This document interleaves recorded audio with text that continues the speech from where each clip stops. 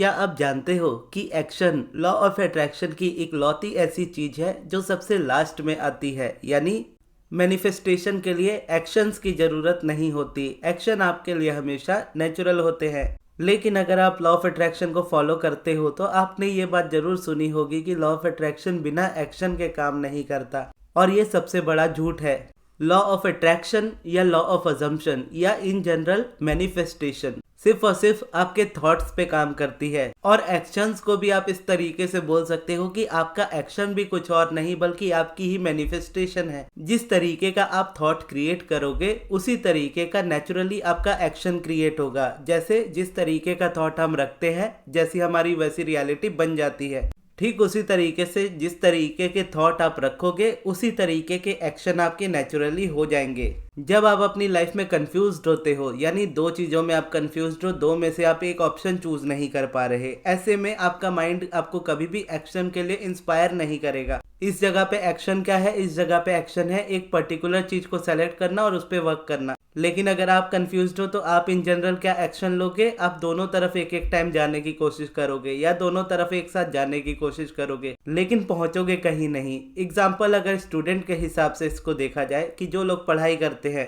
अगर आप पढ़ाई कर नहीं पा रहे और किताब खोलते ही आपको नींद आ जाती है या आपको बिल्कुल पढ़ने की इच्छा नहीं होती है, इसका ये मतलब नहीं है कि आप पढ़ने में खराब हो या फिर आप पढ़ना नहीं चाहते हो। इसका सिंपल मतलब यही है कि आपका माइंड इस वक्त प्रिपेयर्ड नहीं है पढ़ाई के लिए। आपका माइंड प्रिपेयर्ड है वरी के लिए, यानी एक परेशानी आप इसको समझ सकते हो कि आप एग्जाम में फेल हो गए तो क्या होगा, अगर एग्जाम पास नहीं हुआ तो क्या होगा, अगर ये गवर्नमेंट जॉब आपको नहीं मिली तो क्या होगा। अब ये आपके थॉट्स हैं। अब ये थॉट्स आपकी लाइफ में क्या मैनिफेस्ट कराएंगे? ये थॉट आपको एग्जाम में फेल कराएंगे, ये थॉट आपको आपकी गवर्नमेंट जॉब से दूर ले जाएंगे।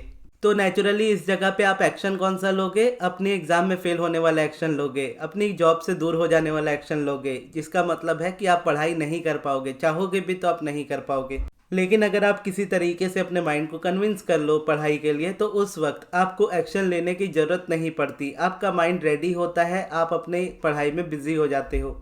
अब इसको मैं आपको अपने पर्सनल एग्जांपल से बताता हूँ। जैसा आप सभी जानते हो कि मैंने आपको बताया था कि मैं 17 दिसंबर से अभी यानी लास्ट ईयर 17 दिसंबर 2025 से मैं रेगुलर मेडिटेशन कर रहा हूँ बिना स्किप किए, और उसके साथ बाकी सारी चीज़ें मैं रेगुलरली कर रहा हूँ, पूरी कंसिस्टेंसी के साथ कर रहा हूँ। लेकिन इसकी स्टार्टिंग अगर आप देखोगे तो काफ़ी पहले ही हो चुकी थी, यानी आप समझ लो सितंबर के टाइम से या जून जुलाई के टाइम से ही मैंने अपने आप को थोड़ा थोड़ा करके कंसिस्टेंट बनाना स्टार्ट किया था कि मैं वापस से मेडिटेशन करूंगा या मैं वापस से वीडियोस को कंसिस्टेंसी के साथ बनाना स्टार्ट करूंगा। अब उस बीच में ये कंसिस्टेंसी बहुत बार ब्रेक हुई। एक टाइम ऐसा आया कि 1 महीने का लंबा गैप आया, यानी जब मैं जिम जा रहा था तो 1 महीने का लंबा गैप आया जहाँ पे मुझे फीवर हुआ, जहाँ पे मैं परेशान हुआ, कहीं कुछ नहीं कर पा रहा था। एक तो ठंड बहुत ज़्यादा बढ़ चुकी थी और उस वजह से मैं बाहर निकलता था तो तबीयत खराब हो जाती थी। लेकिन स्टिल मैंने जैसे तैसे करके अपने आप को प्रिपेयर किया कि जाना है तो जाना है। अब उस जगह पे प्रॉब्लम पे फोकस करने की जगह मैंने सॉल्यूशन पे फोकस किया। ठंड ज़्यादा है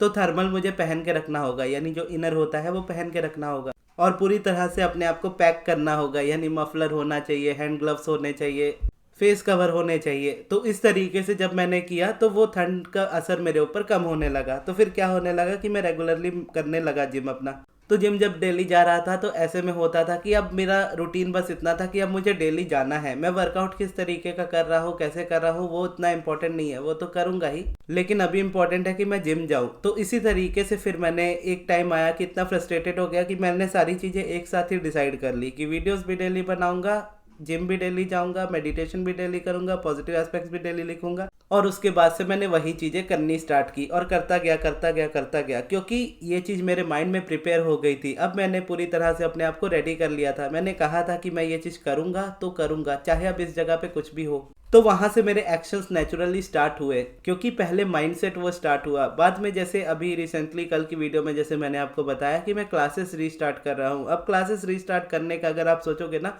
तो 1 हफ्ते पहले तक मेरे माइंड में भी नहीं था ये बात कि मुझे क्लासेस रीस्टार्ट करनी है। 2-3 दिन पहले आप समझ लो मेरे माइंड में ये चीज़ आई कि मुझे क्लासेस रीस्टार्ट करनी है। उसके बाद संडे वाले दिन मैं जगन्नाथ मंदिर गया था अपने घर पास वाले। तो उस जगन्नाथ मंदिर से जब मैं पूजा करके घर आया तो इमीडिएटली मैंने ये डिसीजन ले लिया कि मुझे क्लासेस स्टार्ट करनी है। अब इसके बाद जैसे मैंने डिसाइड किया, अगले दिन फिर मैंने अमृत को बताया। मंडे को, और उसके बाद ट्यूसडे को मैंने वीडियो बनाई और जो वेडनेसडे को मॉर्निंग में आपको 8 बजे मिली। और अभी जो वीडियो बना रहा हूँ आज वेडनेसडे को बना रहा हूँ, ये थर्सडे को आपको मिलेगी मॉर्निंग 8 बजे। तो ये भी देखो कि एक्शन किस तरीके से हुआ यहाँ पे मेरी क्लासेस को रीस्टार्ट करने का। यहाँ पे मेरे मन में था भी नहीं एक हफ्ते पहले तक कि मैं क्लासेस स्टार्ट कर सकता हूँ। मेरे हिसाब से मैं रेडी नहीं था अभी, लेकिन किस तरीके से मेरा माइंड रेडी हुआ इस चीज को करने के लिए, क्योंकि मैं अपने प्रैक्टिस में काफी ज्यादा कंसिस्टेंट हूँ। तो कंसिस्टेंसी ने मेरी रेजिस्टेंस जो भी थी उसे रिलीज किया, जो कि आप समझ लो जगन्नाथ जी के दर्शन करते ही मुझे हो गई होगी। क्योंकि लास्ट टाइम मैं जगन्नाथ मंदिर गया था तो पुरी में गया था दिसंबर के टाइम पे, और दिसंबर के स्टार्टिंग में 1 या 2 तारीख को मैं गया था। और उसके बाद समझ लो कि अभी ऑलमोस्ट मुझे 2 महीने हो चले हैं, और 2 महीने के बाद ही मैंने जगन्नाथ जी के दर्शन किए। और जब दर्शन किए तो मुझे खुशी हुई, ऑब्वियसली मेरी वाइब्रेशन और ज्यादा अच्छी हो गई जगन्नाथ जी के दर्शन करके। तो इमीडिएटली मैंने ये डिसाइड किया, और उनके आशीर्वाद से फिर ये डिसाइड किया कि हाँ ये चीज स्टार्ट होगी। और उसके बाद जब अमृत को बताया, फिर आप सभी को बताया, और जब ये चीजें मैंने आपको बताई या उसको बताई, तो उस समय तक ये सारी चीजें रेडी भी नहीं थी। यानी सिर्फ माइंड में इतना था कि क्लासेस स्टार्ट करनी है, और उसके बाद बस इतना आया कि क्लासेस में सिखाना क्या क्या है और कौन सी तारीख से क्लासेस स्टार्ट करनी है, यानी 10 फरवरी से स्टार्ट करनी है। और अभी आप देखोगे तो 1-2 दिन में मैं अनाउंसमेंट वीडियो भी बना करके डाल दूंगा। तो ये चेंजेस अगर आप देखो मेरी लाइफ में कितने ज्यादा फास्ट हुए, और ऑलमोस्ट मुझे क्लास छोड़े हुए 2 साल के अराउंड होने वाले हैं। और इस बीच में तो मैंने सोचा भी नहीं था कि मैंने वापस से स्टार्ट कभी करूंगा भी क्लासेस को। लेकिन स्टिल जब आप अलाइंड होते हो, यानी जब आप अपनी रेजिस्टेंस को छोड़ करके अलाइनमेंट में आते हो, तो आप चाहो ना चाहो आप एक्शन लोगे। आप अपने आप को रोक भी नहीं पाओगे एक्शन लेने से। तो इसीलिए अगर आप अपनी लाइफ में एक्शंस नहीं ले पाते हो तो अपने आप को इस जगह पे कोसिए मत, अपने आप को बुरा मत कहिए। रेजिस्टेंस में अक्सर ऐसा ही होता है, जब आप रेजिस्टेंस में होंगे तो आप नहीं कर पाओगे बहुत सारी चीजें। आप चाहोगे भी तो नहीं कर पाओगे। आप अच्छा करने जाओगे, उल्टा और चीजें खराब होने लगेंगी। इसके पीछे भी आप एक समझ लो एक कहानी है जो मैंने बहुत पहले एक किताब में पढ़ी थी। यानी जब मैंने पहली बुक अपनी पढ़ी थी तो पहली 2 बुक मैंने खरीदी थी। एक रिच डैड पुअर डैड थी, दूसरी 7 habits of highly effective people थी। तो जो 7 हैबिट्स वाली बुक थी उसमें एक चैप्टर में ये स्टोरी थी जिसका टाइटल है शार्पन द शॉ, यानी अपनी आरी को धार करना। उसमें एक लकड़हारा रहता है जो लकड़ियां काटता है, यानी पेड़ काटता है।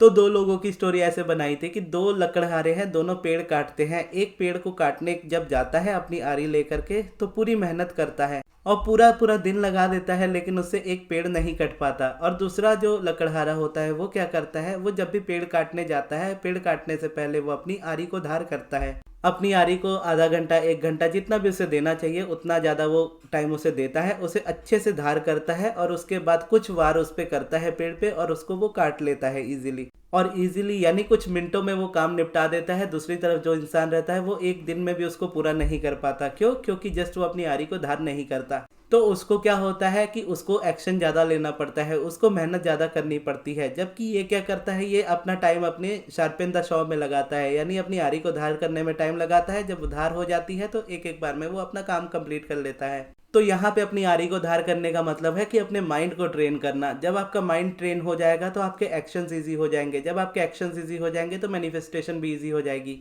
और कई बार तो ऐसा होता है कि चीजें खुद चल करके आपके पास आती है। मोस्टली ऐसा ही होता है कि आपको बस हाँ बोलना होता है। आप जॉब के लिए मान लीजिए बहुत जगह इंटरव्यू दे रहे हो, बहुत चीज़ें आप ट्राई कर रहे हो, बहुत लोगों से आप बात कर रहे हो, हर दिन अपना रिज्यूमे अपडेट कर रहे हो, लेकिन स्टिल आपको आपकी लाइफ में वो चीज़, वो जॉब नहीं मिल रही है। लेकिन अगर आप ये करने के जगह सिर्फ और सिर्फ अपनी रूटीन फॉलो करना स्टार्ट करो, मेडिटेशन करना स्टार्ट करो, पॉजिटिव एस्पेक्ट्स लिखना स्टार्ट करो, पिवटिंग करना स्टार्ट करो, या इस तरीके की कोई रूटीन बना करके उसको फॉलो करना स्टार्ट करो, तो आप देखोगे कि जैसे जैसे आप रूटीन में आगे बढ़ते जाओगे जॉब खुद चल करके आपके पास आएगी। आप हाँ बोलोगे, कोई किसी फ्रेंड के थ्रू आएगी या कैसे भी आएगी वो मैं नहीं जानता, लेकिन जब आएगी बस आपके पास ऑप्शन होगा कि आप इसको चूज करोगे या रिजेक्ट करोगे। सेम आपके एसपी के साथ भी होता है कि जब आप रूटीन प्रैक्टिस करते हो, अपनी प्रैक्टिस में रहते हो, तो आपका एसपी खुद आपके पास चल के आता है और आपसे जो भी वो चीज़ें पास्ट में हुई होती है उसको क्लियर करता है। फिर आपके पास ऑप्शन होता है ये डिसाइड करने का कि मुझे इसके साथ रहना है या नहीं रहना है। फिर जैसा आप चूज करते हो उस हिसाब से फिर आप आगे बढ़ते हो। तो इसीलिए एक्शंस पे उतना फोकस मत कीजिए, अपनी अलाइनमेंट पे फोकस कीजिए, अपनी अलाइनमेंट पे वर्क कीजिए, अपने डिजायर्स के साथ अलाइंड होइए, अपनी वाइब्रेशन के साथ अलाइंड होइए, उसके लिए प्रैक्टिस कीजिए। जब आप प्रैक्टिस में कंटिन्यू होते जाओगे एक्शन खुद होंगे, मैनिफेस्टेशन भी खुद होगा। और ये चीज आपको बहुत एफर्टलेस लगेगी, इसमें आपको मेहनत नहीं लगेगी, आप इजीली ये चीजें कर पाओगे। तो इस तरीके से अपनी लाइफ को क्रिएट किया जाता है, इस तरीके से हम अपनी लाइफ को क्रिएट करते हैं, क्योंकि हम ही अपनी लाइफ के क्रिएटर हैं, जैसा मैंने कल वाली वीडियो में बताया था। और अगर आपने कल वाली वीडियो नहीं देखी तो यहाँ क्लिक करके आप इसे देख सकते हो। तो ये थी हमारी आज की वीडियो। आपको ये वीडियो कैसी लगी कमेंट्स में ज़रूर बताइएगा और इस वीडियो को यहाँ तक देखने के लिए बहुत बहुत धन्यवाद।